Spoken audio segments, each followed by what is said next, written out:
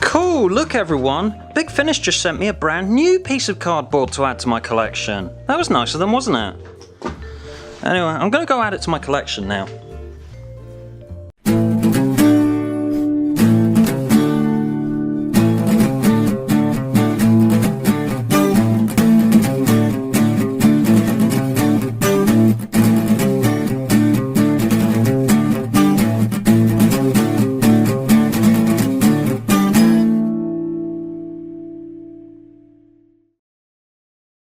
I've had the feeling with both of the volumes of the 10th Doctor adventures that Big Finish have released so far that there was probably a scramble to get them written and finished quickly because 1, David Tennant is still a huge name, would sell really well, and 2, he probably has quite a hectic schedule and arranging everyone to come in for the record would be fairly difficult in his case. He's in a bunch of US shows at the moment, apparently he's going to voice Mason Savoy in the Chew movie, which I'm really looking forward to, so between scheduling issues and the gargantuan amount of projects that Big Finish are coming out with these days, it feels like the 10th Doctor adventures are probably being written in a bit more of a hurry than they should be in order to have them ready for when everyone's free to record it, and as a result, while I've enjoyed them, I'd be lying if I didn't say the scripts for them felt kind of underdeveloped, the first instalment of Volume 2 especially so. Granted, you'd think more attention would be given to writing the 10 DAs because Tennant's always going to be a big draw, but you just got to look at the sheer amount of projects that they've got lined up that would obviously dilute the work on them a bit. You got the monthly series still going strong, 2 series of the 8th Doctor going at once, 1st Doctor Adventures with David Bradley, 2nd Doctor box set, 3rd Doctor box set, the 4th Doctor Adventures, the Early Adventures, Bernice Summerfield, The Diary of River Song, Torchwood, The War Master, a spin-off about Churchill from Victory of the Daleks for some reason, that one about New Earth, that spin-off about the Doctor's daughter, that spin-off about What's-Her-Name from everyone's favourite story, Planet of the Dead. Presumably after that we've got I Alpha Centauri, the Meta-Crisis Doctor Adventures, Dragonfire the Next Generation, and a spin-off about this bit of Floor from Timelash where it gains sentience and sets out to conquer the universe. I thought the opening instalment of Volume 2, this one featuring the return of Rose, Infamy of the Zaros, was a bit of a shame because between this and Starship Theseus from Time War 1, it shows that there is a desire for Big Finish to showcase its more experimental side again, but this one feels like it could have done with a few more drafts. So Jackie Tyler is visiting a friend and has her afternoon in Norwich spoiled by an alien invasion of Warthog People.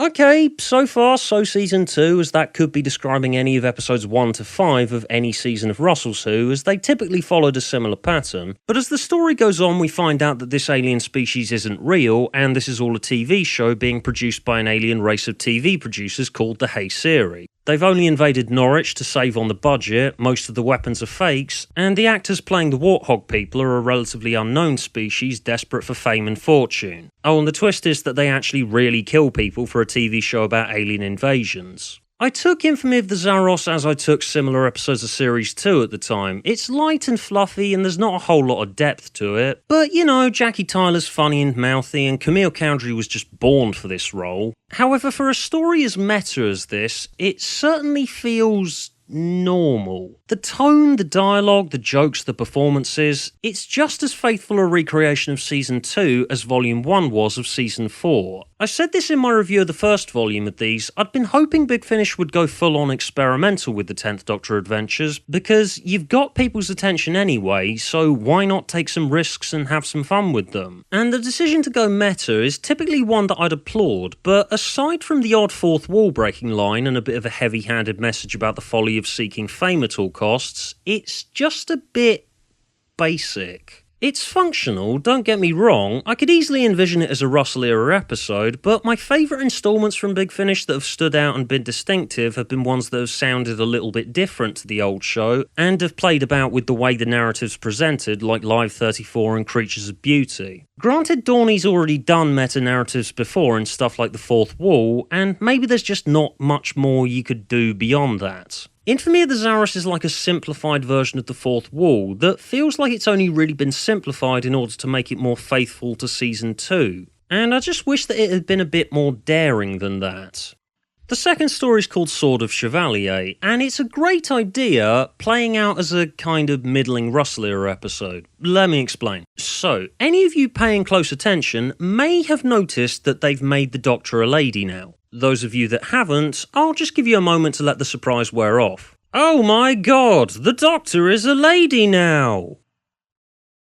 There you go, long enough. Right, so what Guy Adams has done here is engage with this massive conversation going on about the Doctor's gender by using the famous historical example of French spy Chevalier d'Eon, who famously used his/her being able to pass as a man or a woman to his/her advantage. And Guy Adams has written a sci-fi historical story around him/her that involves alien slave traders with 3 faces, kidnapping humans and selling them as property. There's some great dialogue from the slave traders in there, talking about humans like they're cattle to be branded and sold off. Not all of the jokes land, but I thought a fair few of them really did. As far as satirical narratives go, Sword of Chevalier is bloody marvellous.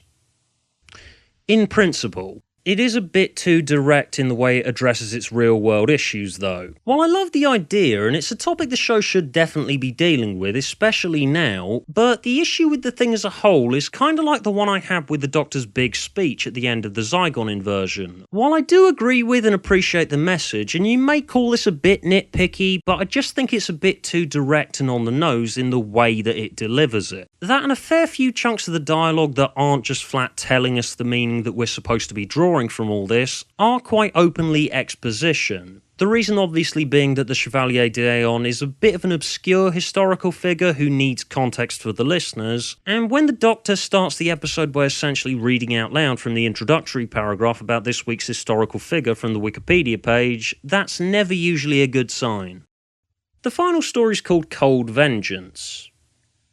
It's an episode with the word cold in the title. I wonder, will it be a Silurian story, or will it be an Ice Warriors story? The possibilities are literally 2. Okay, when I first heard the 10th Doctor box set Volume 1 was going to be completely new monsters, my initial thought was that they were making the statement that the 10DAs were not going to be relying so heavily on nostalgia and it's going to be its own thing. I knew going in that was probably not going to happen with Volume 2, and especially with this one where the 10th Doctor meets the Ice Warriors, and I was totally right, because I felt like I'd already heard Cold Vengeance at least 80 billion times before. So the Doctor and Rose land on a satellite storage facility full of frozen foods to feed the colony on the planet below, and it's in the middle of being raided by thieves, and the Ice Warriors show up, and there's this base under siege standoff thing that plays out among frozen chips, peas and ice creams and things, and yes, I agree, that is really fucking stupid, but I kind of appreciate it in theory. I kind of see what they were going for here. It's kind of like how Seeds of Death combines the base under siege formula typical of that era with the then contemporary fascination with space travel, of which the moon landing was still yet to occur when it was made. In Cold Vengeance, they've domesticated a facet of life in space that you don't really think much about. Oh yeah, people in the future will need to buy frozen food from somewhere.